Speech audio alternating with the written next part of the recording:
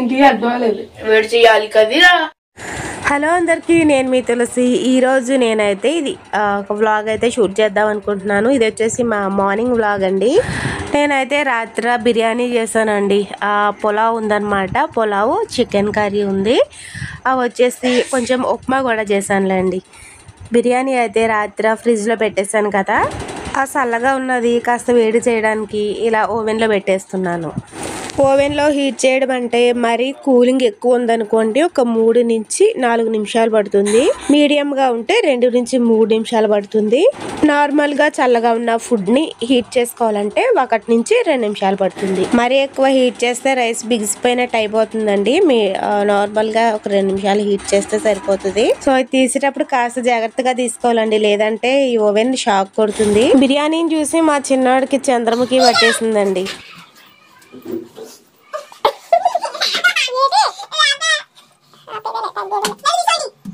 మొత్తానికి మాకు పట్టిన చంద్రముఖి వదిలిందండి. అదేనండి టిఫిన్లు అయ్యాయి అని చెప్తున్నా. టిఫిన్ ఏం తిన్నా గానీ ఒక కాఫీయో టీయో ఏదో ఒకటి పడిపోవాలండి వెంటనే. బూస్ట్ ఏదో సిగడదాం, మా ఎనర్జీకి ఏదో అడ్వర్టైజ్మెంట్ ఉంటుంది కదండి, అలాగే నా ఎనర్జీకి అయితే ఇగో టీలోనే ఉంటుందండి. ఎన్ని పనులున్నా టీ తాగేటప్పుడు మాత్రం ప్రశాంతంగా కూర్చొని టీ తాగడం అంటే నాకు చాలా ఇష్టం అండి.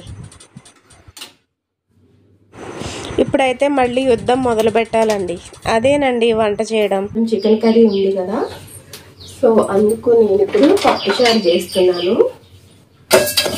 కందిపప్పు ఫ్రై చేయకపోయినా పర్వాలేదు, కానీ పెసరపప్పు కంపల్సరీ కొంచెం ఫ్రై చేసుకుంటే పప్పుచారు కమ్మగా ఉంటుంది.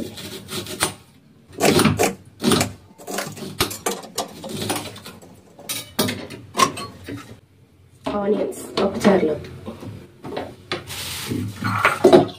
2 టమాటాలు, పచ్చిమిర్చి ఇంకా వేసినా బాగుంటుంది. ప్రజెంట్ 2 ఉన్నాయి కాబట్టి నేను ఇవే వేసి చేసేస్తున్నాను.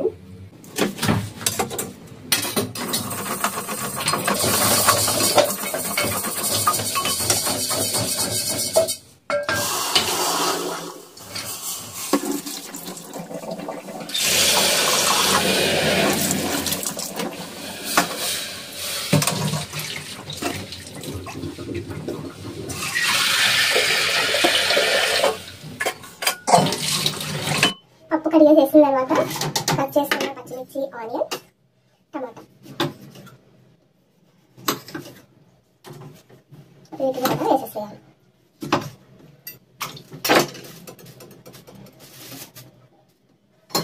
అలాగే కొన్ని వంకాయలు తీసుకున్న పప్పుచారు వేయాలి.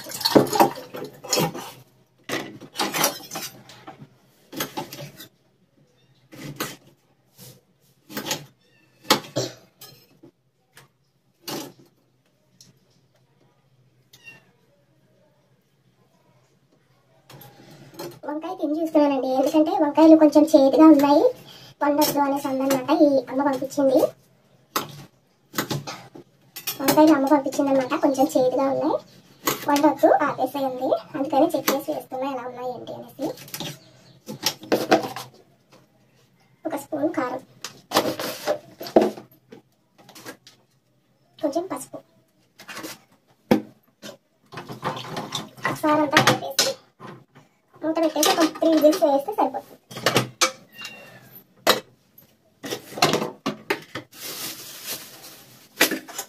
ఈలోపు పప్పుచారులో కొంచెం చింతపండు నానబెట్టేసి పోపు రెడీ చేసేసుకుంటే.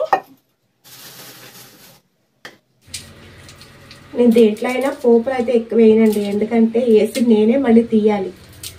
వేయడం మళ్ళీ తీయడం ఎందుకు చెప్పండి. నేనైతే మా పెద్దోడు ఆవాలు వేస్తాం కదండి, వాటిని కూడా ఏరమంటాడు. ఎందుకు వచ్చింది చెప్పాలి చెప్పండి. వేసేది నేనే, మళ్ళీ తీసేది నేనే.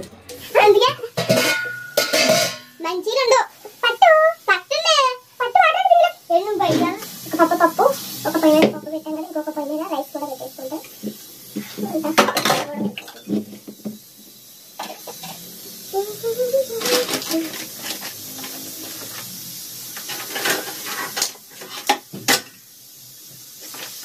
ఇప్పుడు ఉప్పు ప్యాకెట్.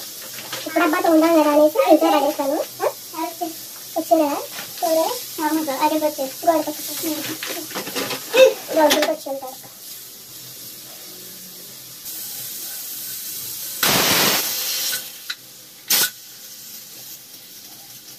బ్లౌజులకు వచ్చారండి. బ్లౌజులు ఇవ్వడానికి వెళ్ళాలన్నమాట.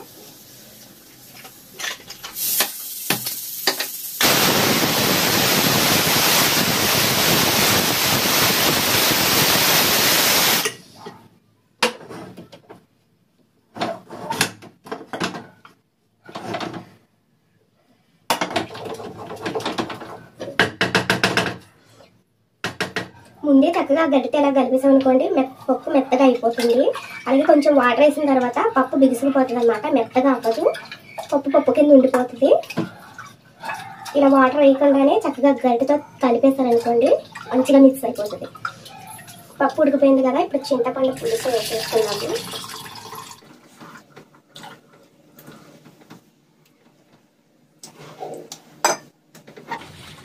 ఇందులోనే రుచికి సరిపడా ఉప్పు,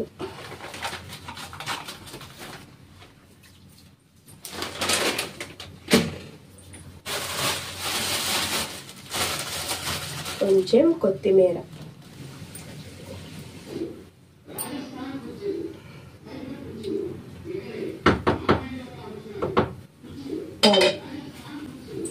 మరిగితే ఇంకా బాగుంటుంది. ఇంకేంటండి మరి, ఇంకేమైనా విశేషాలు చెప్పమంటారా? నేను మాట్లాడాలంటే మీరు అడగాలి కదా. సో అందుకని మీకు ఏమైనా డౌట్స్ ఉంటే నాకు కామెంట్ సెక్షన్లో మెసేజ్ చేస్తే నేను బ్లాగ్స్ చేస్తూ మీరు అడిగిన ప్రశ్నలకి నేను సమాధానం చెప్తాను. ఓకేనా? మరి కామెంట్ చేసేయండి మీకు ఏమైనా డౌట్స్ ఉంటాయి. నేనైతే అప్పడాలు ఇంట్లోనే చేస్తానండి. పప్పుచారులోకైనా పప్పులోకైనా అవి ఫ్రై చేస్తే సరిపోతాయి. అవి చాలా ఈజీగా చేసేసుకోవచ్చు, ఇంట్లోనే చేసుకోవచ్చు. అప్పడాలు చాలా మంది బయట కొనుక్కుంటూ ఉంటారు కదా, అక్కర్లేదండి. అవి చాలా ఈజీ ప్రాసెస్లో ఇంట్లోనే చేసుకోవచ్చు. టేస్ట్ కూడా బయట తీసుకున్న అప్పడాలానే ఉంటాయి. సో మీలో ఎవరికైనా అప్పడాలు చేయడం వచ్చా? రాకపోతే నాకు కామెంట్ సెక్షన్లో చిన్న కామెంట్ చేయండి, వెంటనే అప్పడాల వీడియో అప్లోడ్ చేస్తా. టైటిల్ కూడా బాగున్నట్టుంది, అప్పడాల వీడియో అప్లోడ్ చేస్తా. ఓకే. ఒక పై మీద పప్పుచారు, మరో పై మీద రైస్ ఉడుకుతుంది కదండి. ఈ లోపు గిన్నెలు నా కోసం ఎదురు చూస్తూ ఉన్నాయండి. వాటిని కూడా ఈ లోపు ఒక పొట్టు పట్టేద్దాం పదండి. వంట అయిన తర్వాత అన్ని గిన్నెలు ఒకసారి క్లీన్ చేసుకోవచ్చు కదా అంటారా? ఎందుకంటే ఇప్పుడు రైస్ ఉడికిన తర్వాత ఈ సింక్లో ఒక జాలి పెట్టి అందులోనే రైస్ వేస్తానండి. అందుకనే ముందు ఈ సింక్ అయితే ఖాళీ చేసేసుకున్నాను. ఇప్పుడు ఈ జాలి పెట్టేసి ఉడికిన రైస్ని ఇందులో వేసేస్తానమాట. ఇంతకు ముందు అయితే రైస్ కుక్కర్లో పెట్టేసి విజిల్ పెట్టేసేదానండి. కానీ ఈ మధ్యనే ఇలా గెంజి వారుస్తున్నాను అనమాట. కుక్కర్లో పెడితే ఈజీగా అయిపోయేది. కానీ ఇలా వండడం మంచిదా లేకపోతే కుక్కర్లో వండడం మంచిదంటారా? రైస్ ఎలా వండితే హెల్త్కి మంచిది అనేది మీకు తెలిస్తే నాకు చెప్పండి. ఈ పప్పుచారు తాలింపుతో మధ్యాహ్నం యుద్ధం అయితే పూర్తయిపోయిందండి. అదేనండి వంట పని అయిందని చెప్తున్నా. వీడియో నచ్చితే లైక్ చేసి మన ఛానల్ని సబ్స్క్రైబ్ చేసుకోండి. మరొక వీడియోతో మళ్ళీ కలుద్దాం. Thanks for watching.